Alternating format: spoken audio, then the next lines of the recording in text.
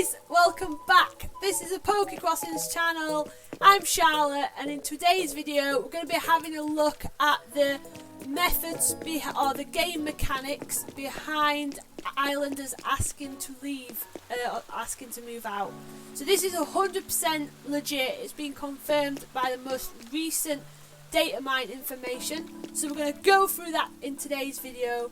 As always guys, we bring daily Animal Crossing content to this channel, so please consider hitting that subscribe button, and as always drop a like and don't be afraid to get involved in the comments. I want to know today guys, who is it who you really want to leave? Which is your least favourite islander? Speaking of which, there's mine over there, Naomi. Alright guys, so let's jump straight into these tweets and have a look at what's going on. So, you can see the tweets guys, we've gone over this guy's information quite a lot. He is the one who brought us the information about Red and docking at the North Beach and all that sort of stuff. So, we know it's pretty legit and he knows what he's talking about. So let's have a look and see what he's got to say about villagers moving out. Alright, so I'm going to bring them up on the screen so you can see, and I'll skim read them because I don't think I can actually make it any simpler than how he's explained it. So let's have a look.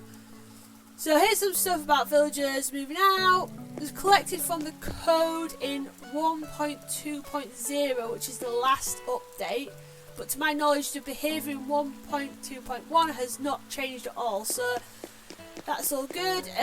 You must have at least 6 villagers, so if anybody's watching this and you've got less than 6 villagers, you're going to have to hold off for now and keep going. You need a minimum of 6 before anybody will actually ask to leave. So that's your number one caveat. You've got to have 6 villagers. Okay, and then scrolling down, it says on a given day, the percentage of chance of someone asking to move is given, and then he puts like in a little equation in, so it's V times 5 plus C. V is the amount of villagers you have, and C is the move out talk count, which is the amount of days since you last told a villager to leave or stay, max at 30.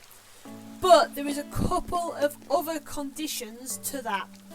So caveat number 2 I guess is there's a 5-day cooldown period after telling a villager to leave or stay. So nobody will ask to move if move out talk count is less than 5. So for example, say, I don't know, Goose has just asked to leave. I've told him no, I want you to stay. Then that means it's going to be at least 5 days then for someone to ask again, is how I understand that. There is then a 15-day cooldown starting on the day the villager has left the island and freed up the plot. So, for example, for me, Murphy moved out 4 days ago, I think now. So, I had the empty plot, 4 days. So, I've got 11 days now, basically, of that skip count before there's a chance that somebody else will ask to leave. So, there is quite big, periods of time between, chance of people leaving. So if those 2 caveats are met, a random villager will be picked, by the game mechanics, if you like, and will ask to move out. So if you guys haven't experienced this yet, you'll basically see your islander moving around, and they'll have little thought bubbles above their head, and that will be them thinking. And if you go speak to them, that's usually the point where they tell you a big tell you a big spiel about wanting to go on a new adventure or anything like that, and they'll say, oh, what do you think? And you can either say, yeah, sounds like a good idea, crack on, or no, please don't go, I want you to stay. And that's how that happens. So for that islander to be picked, it's based on their friendship, which is calculated by 300 minus A/R, so you can see there's another equation here. So A equals the average friendship they have with all the island residents. So if you haven't done it yet, there's an app that you can get, and you can check the compatibility of your islanders, so you can see who gets on the most, who might clash a little bit. and R equals the amount of residents with more than 200 friendship. It then goes on to explain friendships is 0 to 255, starting at 25, and it starts at 27 for new villagers, going down with higher friendship levels. Villagers will be excluded, so here's another set of caveats. Villagers will be excluded in being in that kind of pool that you can get selected from if their house has been moved, is currently being moved, birthday was in the last 7 days, they were picked last time and told to stay, and then the final one is moved in most recently.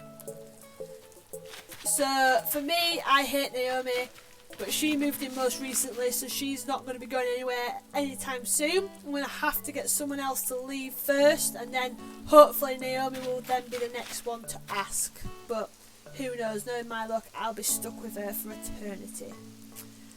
Yeah, and that's pretty much it really. He goes on to say you can avoid the 5-day cooldown after telling someone to stay by not initiating the conversation or by resetting the game before telling them to stay. The next day the game will consider letting someone else ask to leave, and so that's probably what I kind of take from this kind of information is it's very, very, very random who is getting picked. There's obviously a working mechanic around it, but it's going to take quite a lot for a player to be able to align all their cards right in order to like specifically kick out an islander. It's going to be quite difficult. So for me, the easiest way, I guess, to kind of get a specific islander to leave is, like he's just said there, is to try and reset that 5-day count. The only problem with that is not every time an islander has a thought bubble above their head, they're asking to leave. A lot of the time it can be... Oh, speaking of thought bubbles, look, Opal's got a thought bubble. Hey! But yeah, usually they want you to sell you something, or, you know, they're getting rid of some crap, or, you know, something like that. So, I don't know, let's see what Opal's is going to be. Look, so for example, in here, this couldn't come at a better time. She's wanted to, like, a new saying.